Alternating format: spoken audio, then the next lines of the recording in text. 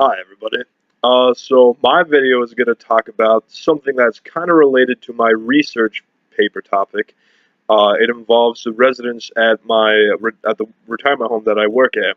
So in my research paper, I was trying to distinguish the differences between the older generation and the younger generation's communication styles by observing how the younger generation, the staff, interacts with the older generation, being the residents, the independent living residents, majorly, and how there are differences in the way that they communicate and where the troubles arose or where ideas weren't necessarily shared amongst the two groups.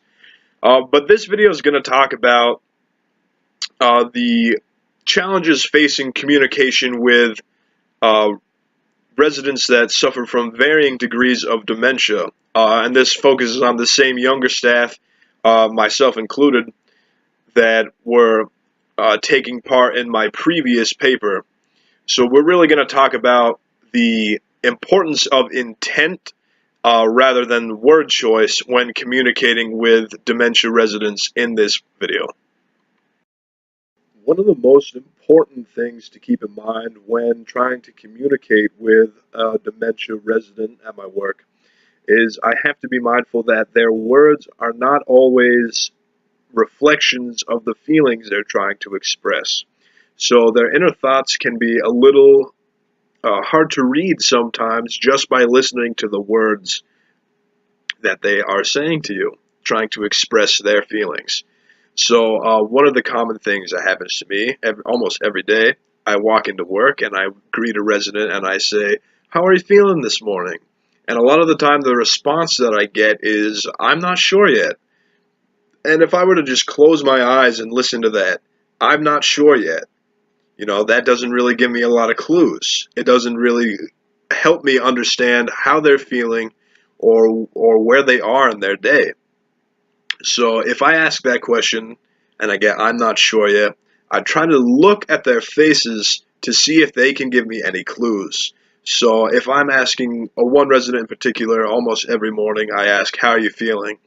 And she'll say, "I'm not sure yet," but she will look very sleepy. Her eyes will be half closed and she'll be almost nodding off in her chair, and that clues me in that she got up a little bit earlier than she was wanting to.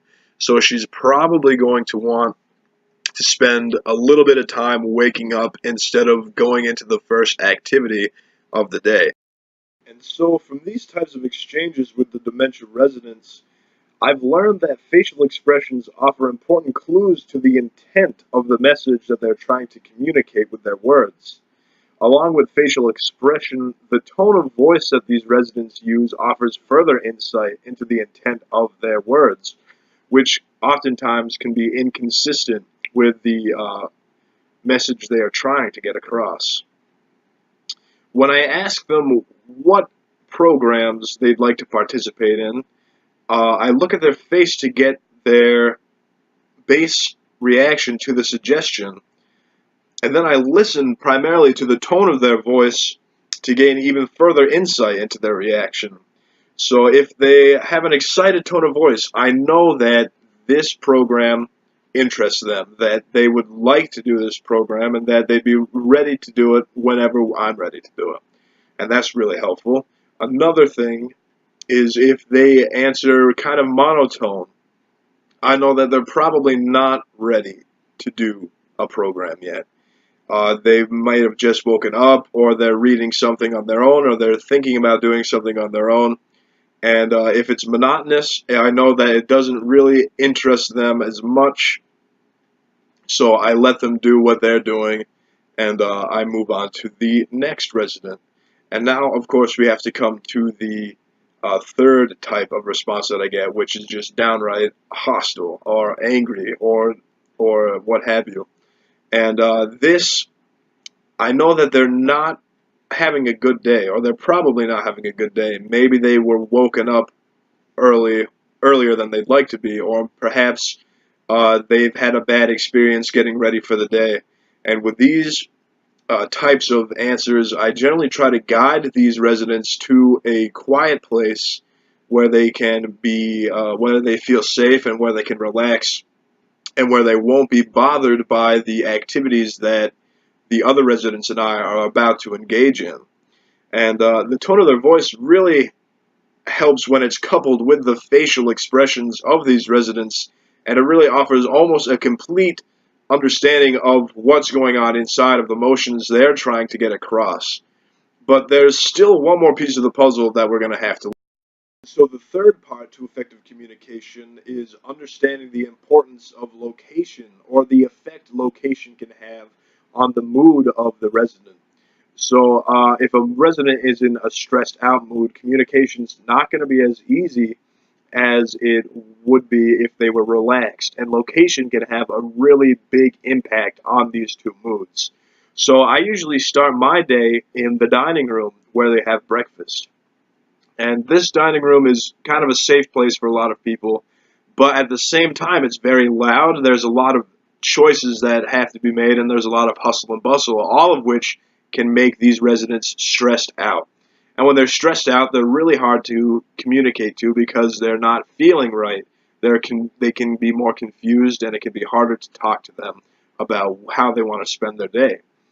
So when they get stressed out from choices or from noise or from anything that the dining room can affect their mood with, I try to bring them to usually a living room or a quiet place where they feel less stressed out. There's less sort of just random information being put in, or that they have to interpret. And this really helps them calm down, and when they're calm, they're more effective at communicating their thoughts. One in particular thing that I found works very well is, especially in the fall and the summertime, was spending any time outside in the garden or taking a walk around the building. It really relaxes them. And I found that when we sat in the garden, especially surrounded by all these plants, that they were much more relaxed, and they would talk about a lot of things a lot more easily than they would inside, where there's constantly people walking back and forth. And that's a very stressful environment, and it doesn't really help them to try to interpret what everybody else is doing when you're trying to have a one-on-one conversation. So I noticed again that they don't fluctuate their tone as much. They have a better understanding of what it is they're trying to say, and they really use their words more effectively, and it's more directly related to the intent of their message. So just to recap, there are three really important skills to keep in mind when trying to communicate with a dementia patient.